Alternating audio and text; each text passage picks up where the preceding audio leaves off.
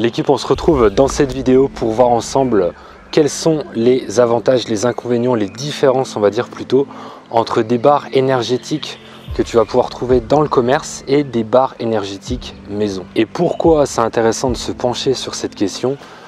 Tout simplement parce que les barres énergétiques que tu peux trouver dans le commerce sont très souvent de mauvaise qualité en comparaison à des barres énergétiques que tu vas pouvoir créer toi-même. Ça paraît évident, mais pourtant il y a des barres énergétiques qui sont produites par des marques, donc des barres énergétiques sportives. Je ne te parle pas vraiment des barres énergétiques de base, etc. que tu peux trouver en Intermarché.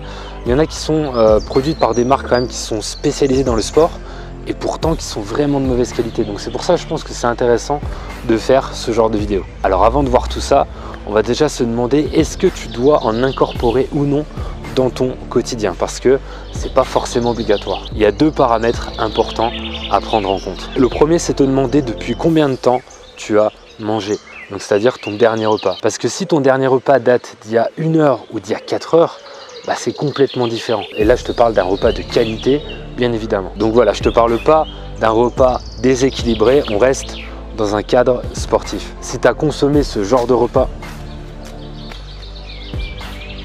what? J'étais en train de parler et il y a une branche qui est tombée à côté de moi.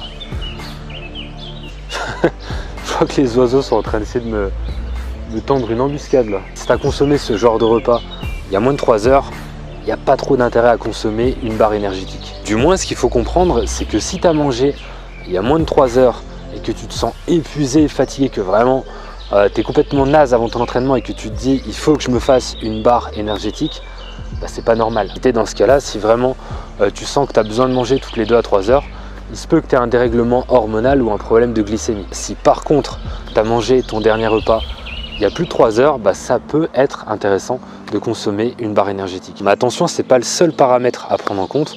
Comme je t'ai dit, il y a 2 paramètres pour moi qui sont primordiaux. Le deuxième paramètre à prendre en compte, c'est te demander combien de temps va durer ta séance d'entraînement. Si ta séance dure moins d'1 heure, il n'y a pas d'intérêt à consommer une barre énergétique. Si par contre ta séance dure plus d'1 heure, comme par exemple les sorties vélo, les semi-marathons, les marathons, etc., ce genre d'activité, bah là ce sera utile. Donc attention, il faut bien remettre les choses dans leur contexte, prendre les 2 paramètres en compte. Donc ça ne veut pas dire que si tu fais de la musculation, les barres énergétiques, vraiment, il faut ne pas en consommer. Ça n'a rien à voir, parce que il se peut que tu fasses de la musculation, donc c'est-à-dire un sport qui dure environ 1 heure, c'est grosso modo, hein, ça peut être 1h10, 50 minutes, etc. C'est pas forcément 1 heure ou plus d'1 heure, mais tu comprends où je veux en venir.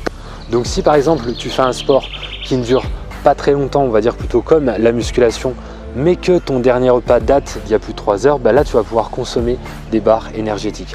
Donc c'est pour ça qu'il y a vraiment 2 paramètres à prendre en compte. Le premier, c'est quand est-ce que tu as consommé ton dernier repas, et le deuxième, c'est la durée moyenne de ton entraînement. Ok, donc maintenant que tu as en ta possession les 2 paramètres afin de savoir si oui ou non tu peux consommer une barre énergétique avant ton entraînement, maintenant on va voir les différences entre les barres énergétiques maison et les barres énergétiques vendues dans le commerce. Les 2 problèmes qui sont présents dans les barres énergétiques vendues dans le commerce, c'est les ingrédients, bien évidemment, et ensuite le mode de préparation. Et pour appuyer mes propos, je vais me baser sur un excellent article de 2020 de Nicolas Aubino, qui est un diététicien nutritionniste du sport et en clinique. Concernant les critères de notation, je cite l'article: ce que devrait proposer une barre énergétique, c'est des glucides de bonne qualité, du sodium en quantité modeste, du potassium, du magnésium, de la vitamine B et des antioxydants, vitamine B2, C, E ou zinc. On a aussi le ratio sucre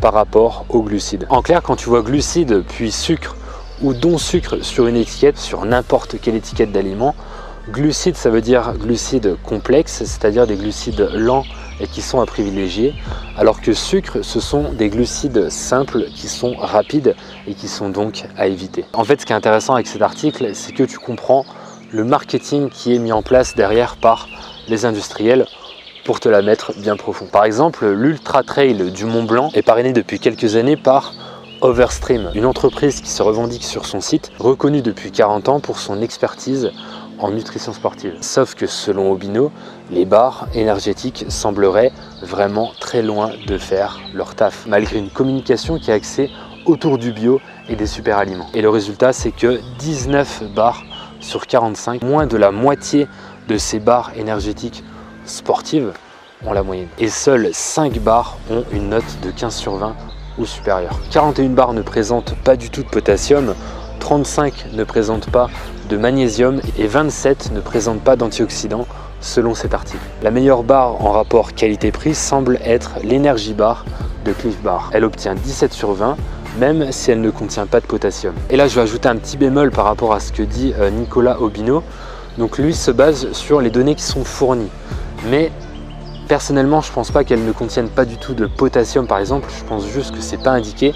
Mais voilà, en tout cas, ça fait vraiment relativiser ce genre d'article pour comprendre à quel point on est berné par le marketing au niveau de l'alimentation, au niveau de ce que proposent les industriels. Et personnellement, j'ajouterais qu'en plus de ça, on ne sait pas si ces barres sont cuites ou sont crues pour la grande majorité, à part quand c'est vraiment explicite, quand c'est le concept de produire des barres qui sont crues. Et le problème, c'est que quand ces barres sont cuites, la quantité de vitamines et minéraux est quasi nulle, étant donné que la cuisson va défoncer les micronutriments, donc c'est-à-dire les vitamines et les minéraux. Donc tout à l'heure je te disais que peut-être que en fait Nicolas Aubino nous dit que par exemple telle barre ne contient pas de potassium parce que c'est pas indiqué, mais quand c'est indiqué, le problème également qui se pose aussi, c'est que la cuisson défonce des vitamines et des minéraux. La solution, c'est donc de faire tes barres toi-même.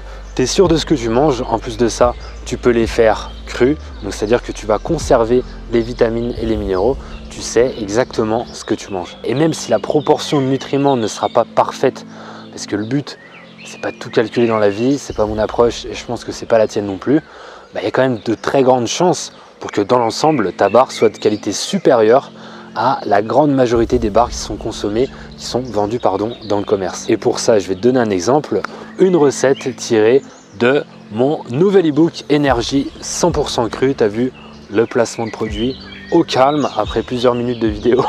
On va prendre une recette à base de dattes, de sirop d'agave, de noisettes, d'amandes, de graines de lin, de jus de citron et de sel de l'Himalaya. Avec un calcul en croix parce que de base la recette est proposée pour 425 g de barres. Donc en ramenant tout à 100 g puis à 35 g comme dans l'article, afin d'être vraiment cohérent avec l'article, on arrive sur une barre de 35 g à 3,3 g de protéines. Aubino recommande entre 4 et 6 g. On est donc pas trop mal. Si tu diminues par exemple un peu la quantité de dattes et que tu ajoutes un peu d'oléagineux, donc c'est-à-dire d'amandes, de noisettes, de noix de pécan, etc., etc. Ou pourquoi pas de la protéine en poudre directement dedans, ça tu peux le faire. Là on passe très facilement les 4 grammes, voire même les 6 grammes avec la protéine en poudre. Ensuite, niveau glucides, on a 8,2 grammes avec cette barre. C'est en dessous de ce que préconise Aubino, donc lui il part plus sur 20 grammes. Mais c'est pareil, c'est complètement modulable si tu diminues la quantité d'oléagineux et que tu rajoutes des dattes, par exemple une quantité de dattes plus élevée. Donc ça dépend vraiment de toi, ça dépend de tes objectifs, ça dépend du sport que tu pratiques.